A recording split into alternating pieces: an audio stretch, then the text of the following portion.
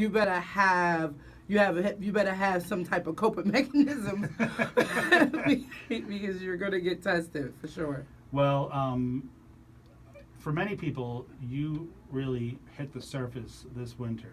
I know friends of mine who had a chance to attend the Think, Create, Inspire Correct. Yes. theater festival, which happened, I think, in March or Yes, February. yes, yes. And you were there. Yes. You were there, and Yes. I know I'm gonna embarrass you because I want to read this review because I just think it summarizes exactly what so many other people who actually had a chance to see you perform said to me. And Rhonda Davis posted something online. Yes. Who I don't know, but I was fascinated when I read it. I'm sure you've read this, maybe. Yes. But she said, from the onset of the performance, you knew you were in for an emotionally charged 60 minutes as Ms. Powerhouse immediately began depicting the birth of herself into the world. There was a hush throughout the sold-out 250-seat Venice Island PA Center, and at the climax of this part of the 8-piece drama, there was not one woman in the crowd that was not in tears or close to them. How powerful is that to see what you do, which is already emotional, trigger such emotion in people passively watching? It feels like an outer-body experience. To show up as honest from the core space, to show up and be able to kind of air out your most rawest part of you, and that ugly becomes a celebration, and it becomes a permission to your audience to find their ugly and celebrate and break free and be as honest and raw. And the beauty of having these people emotionally open is that the person next to you, the person beside you, the person in front of you, behind you, you don't know, but you feel that much comfort of vulnerability, and it's as if they're trusting me, like It's almost like there's a individually. unifying energy. Yes, and they're just individually, they're focused on me, and it's like, I don't care. Like, you're not here other than the person I'm talking to. So it feels, it's such a liberating feeling. Storytelling is quite an art for people, and obviously some people can, some people can't, although everybody is encouraged to tell a story. I always believe that we all have the art of storytelling. We shouldn't dismiss it just because others might do it better than you think you can. Correct. I think everybody can. Correct. When did that germ of storytelling begin in your own life growing up?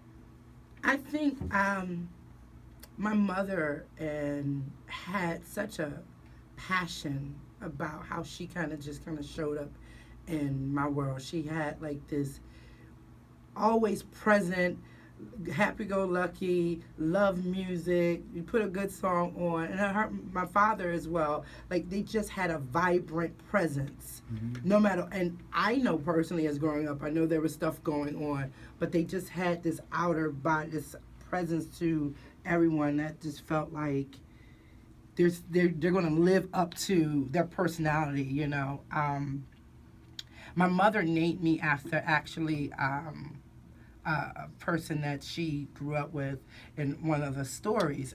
As I can't remember the actual story because one of the the soap operas when she was about 12 years old. And one of the things that she told me is that when she was 12, she really connected to this emotional charged character that happened to name be Nicole. So when she was 12, she said that when I have a baby girl, I'm going to name her Nicole. And I feel like when she told me that years later, I just felt like she just had already like prophesied me in this thing of telling stories. A story, It's a story on television. Yeah, it's a story on television. And one of the things that I greatly, it was like what I felt like her to have that at 12 years old, it was something that she could relate to. It was about connecting, and it was about having a story to be told. And I think that's like the beauty of her naming me after it. It's like that's the beauty of the storytelling, is that you want to have a connection. You want to be able to relate to people. When did Powerhouse bubble to the surface?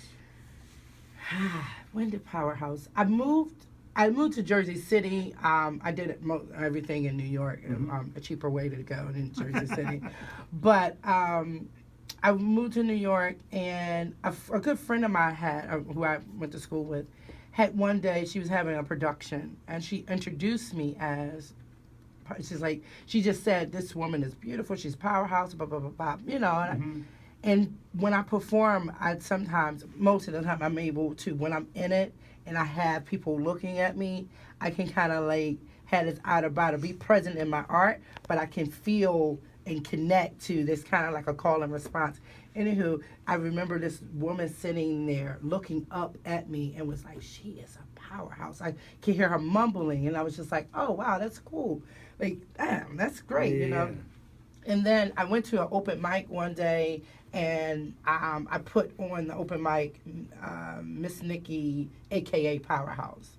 So the host, being a host, never met me, and she was just like, why don't you just go by Nikki Powerhouse? I was like, no, they're going to think something. Right, they'll judge you. Yeah. And I was just like, she was like, I don't care. Like, that's it. Like, I'm not going to say Miss Nikki, a.k.a. Powerhouse. Miss Nikki was like my flair, energy, whatever. Right. But I was like, well, Powerhouse. And after she said that, it made sense. I did it. I performed. And next thing I know, they were like, you are a powerhouse. And then I just kept it. But for so long, I kept going back and forth because there is this kind of judgment of when you hear the word, it's like, oh, it's all this power. But over time and over my work, I realized that I have to define where that power really lies and where it really comes from versus the easy part, like being strong and being this and which is what people would think. Correct, but the strongest power is coming from vulnerability and being able to tell truth, and being able to be yourself, vibrant and outgoing and all that good stuff. So. Well, I think vulnerability is definitely a good segue into the art of I Am. Yes.